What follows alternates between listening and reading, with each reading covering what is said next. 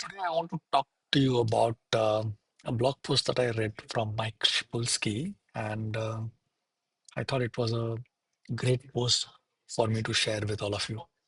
So it's titled How to Help Greatness Emerge, recently published on the 30th of July.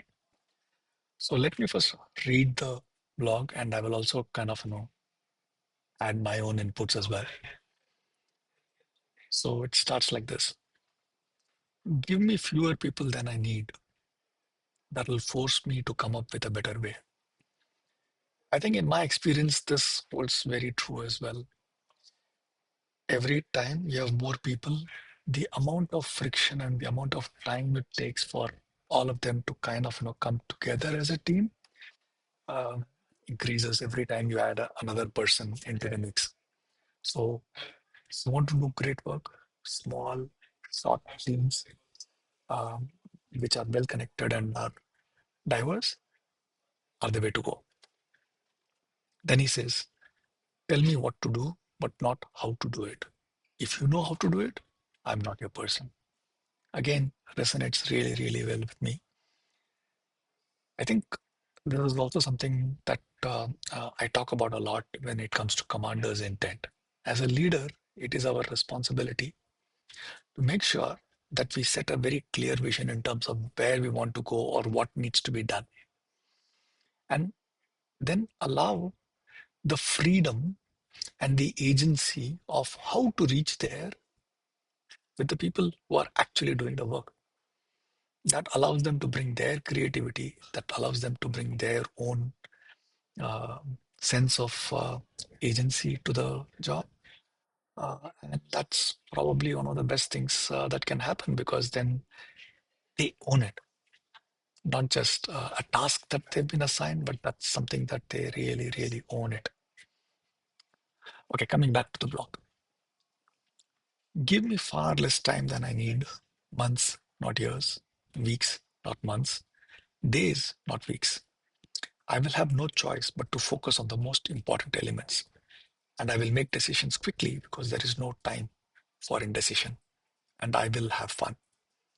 This is something that all of us know. Work fills the amount of time that we give to it. So, really crisp um timelines, really small teams. And that's how you do great work. And then he says, tell me you don't know. That builds trust. We all know of people who, despite not knowing, want to never accept that they don't know something.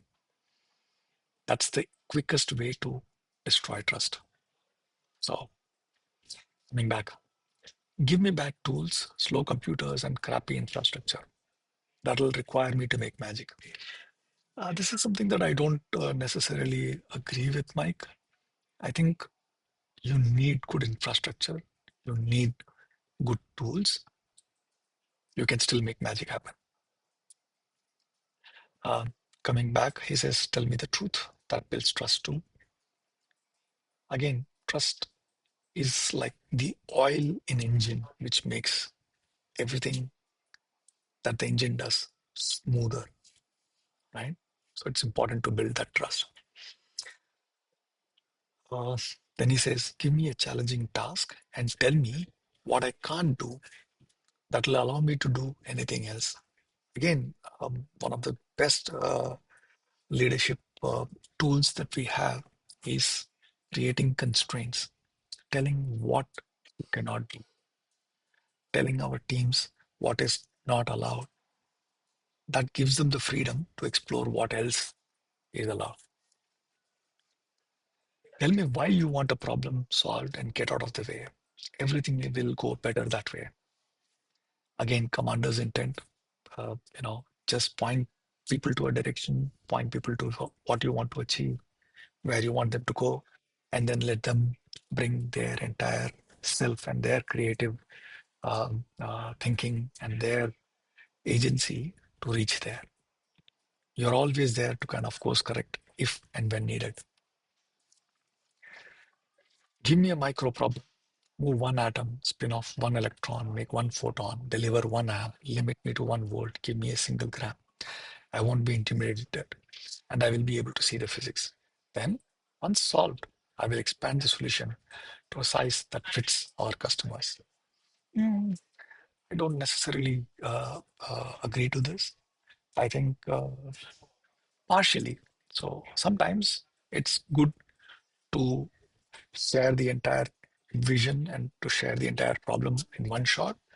And sometimes when the problem is too complex, or as they call it's a wicked problem that you're trying to solve, which has multiple dimensions, and um, showcasing or giving this entire thing together in one shot might overwhelm people, then probably you need to do this. But other than that, I personally feel that it's a better idea to share exactly what we are expecting, what is the challenge, however difficult, given at one shot. So last but not the least is tell me you need help and I will help you. Of course, asking for help is the best thing that you can do as a leader. Um, and to kind of summarize, I think there are three things that typically comes up here. Number one, the importance of trust. In If you want to do anything that is even closer to greatness, it is inevitable that you need to build a team which trusts each other. Number two, it needs to be a small team. Number three, you just need to give them what is it that you want to try to achieve, what is the problem you want to solve, what are the limits, or what is not allowed, or the constraint, and then get out of the way. That is how great work is done. Hope you like it. I will link the post in the description if you want to go read it. Please feel free to do so.